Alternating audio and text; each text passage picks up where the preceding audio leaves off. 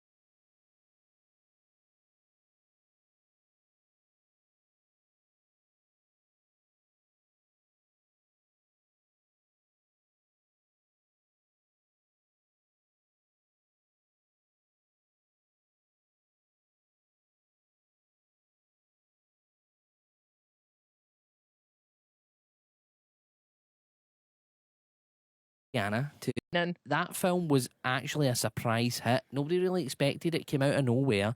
It made over 400 million at the box office, launched a new franchise and a new action hero to boot, but it could have all gone wrong before the film even came out. During filming of a scene in the film that saw Fraser's character, Rick O'Connell, he was going to be hanged. The filmmaker said that the noose that was to simulate his attempted execution was too loose and it didn't look right. So they asked for them to tighten it up. As Fraser describes it, he basically was dropped, and then the next thing he remembers, he was just waking up on the floor. No. Turns out he was actually hanged. He couldn't breathe, and he was legally dead for 18 seconds where they had to revive him on that film. That's horrific. Mm-hmm. Oh no. And that film is so good because it fits along with like old greats, like Romancing the Stone, kind of. Do you know what I mean? It almost seemed like it was revitalising the old Universal monster universe, but at the same time it was bringing back that action comedy, romance. funny romance. Will they? Won't they? But like they hate each other. Yeah. Like enemies to lovers. But then you've got something for the girlfriend. You've got something for the boyfriend. It's a perfect date movie because there's something for everybody and in it it. was exotic, and it was a wee bit scary at times. It did have a bit of everything in it. Yeah. 2000 saw Fraser make a reasonable box office return in the mildly received remake of the Dudley Moore and Peter Cook comedy Bedazzled, starring alongside Liz Hurley. But then he made a dark comedy called Monkey Bone, which made back. This was this weird kind of mix of live action and cartoons, which wouldn't be the first time. The last time he does it, it made back only a tenth of its $75 million budget. It was a major disappointment, to say the least. Poor Brendan Fraser. However, they did rush out a sequel to The Mummy Returns, though, and that made over $400 million again. It was so good. Despite there being some negative reviews. It was great. And some of the ropiest CGI I've ever seen, especially when they turned The Rock into that half-man, half-scorpion thing at the end. I was fine with it. Really? Yeah, I didn't care. Oh, atrocious. 2002's The Quiet American showed that Fraser could still cut it in the serious movies. He held his own opposite the Oscar-nominated Michael Caine. But 2003's Looney Tunes Back in Action was a flop at the theatres. It's not actually that bad a film. It's silly. Yeah. It's Looney Tunes.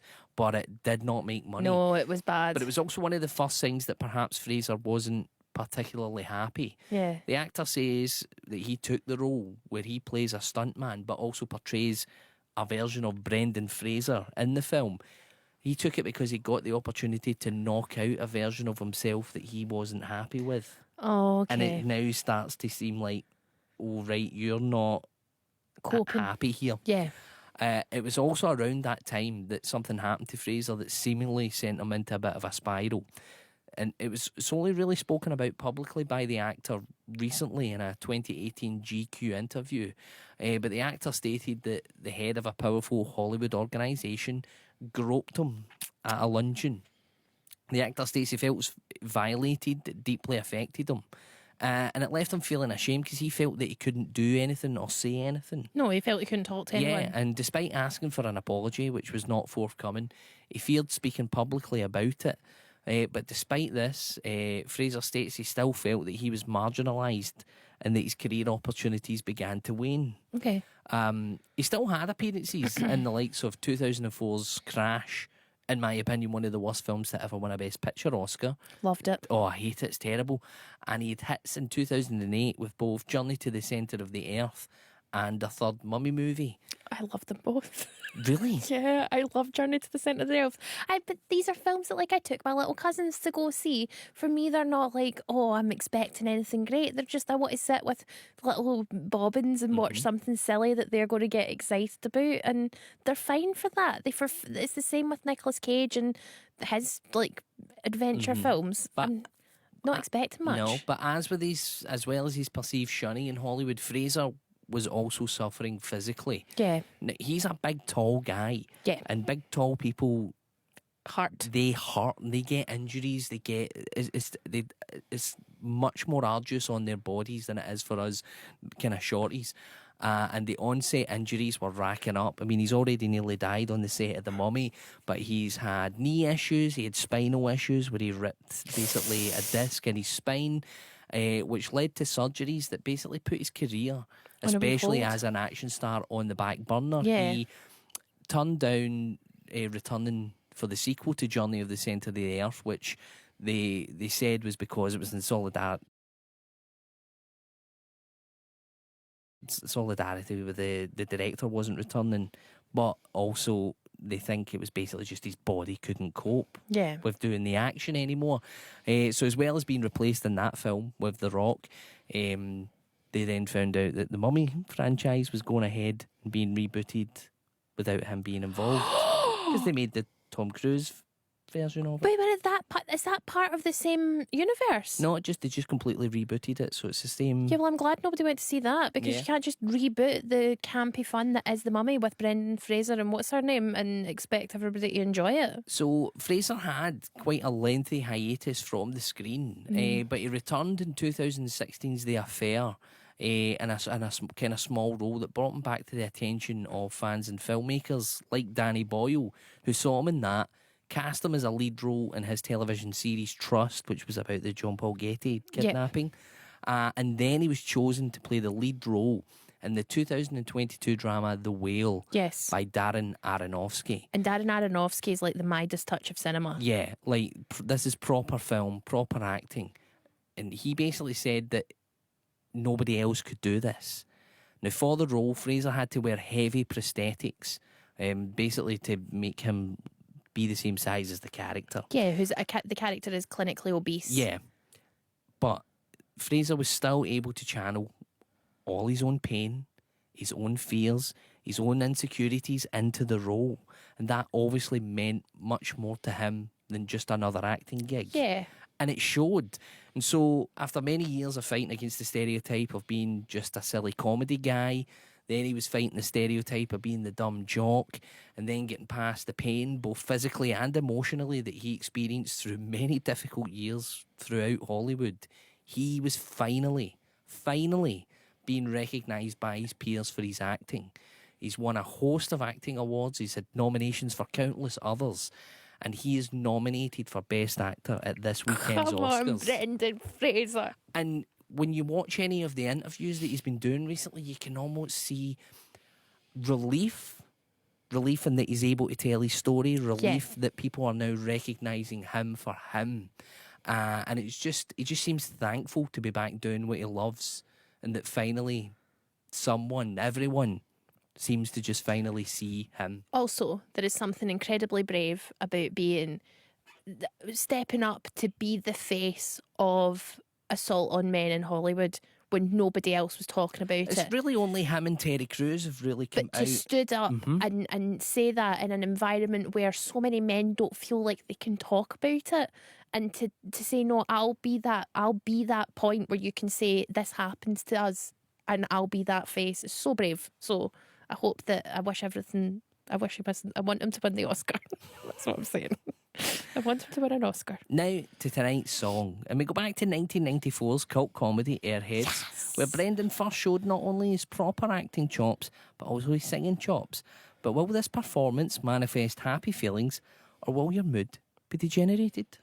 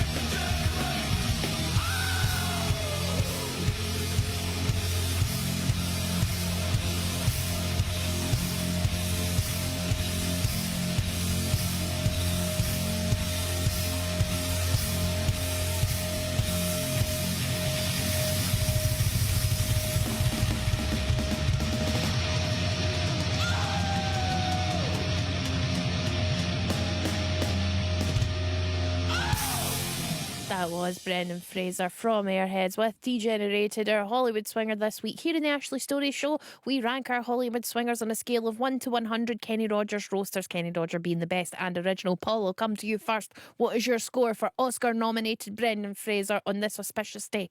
That was all right. It was very much typical of kind of early 90s grungy rock. Yes. I don't think it was anything special. Sorry, Brendan. Wrong. I'm going to give it a decent 65. 65 isn't rubbish. Absolutely not. That was incredible. That was a performance that felt like real music. I felt like I was in some real life club with a bunch of actual guys with long hair and bandanas singing an actual song. Yeah, but we've all been in clubs like that and then went... 85 Kenny Rogers roasters. No, changed my mind, 90. No, 90 Kenny Rogers you went too roasters. far. If you'd have said 80, I'd have given you it. From me, you can't not give me it because it's not yours to give. From me to our Hollywood swinger, Brendan Fraser. Get in touch via text 80295. Let us know your score. Keep it high. Make me smile. Here's Steve Harley in the cockpit.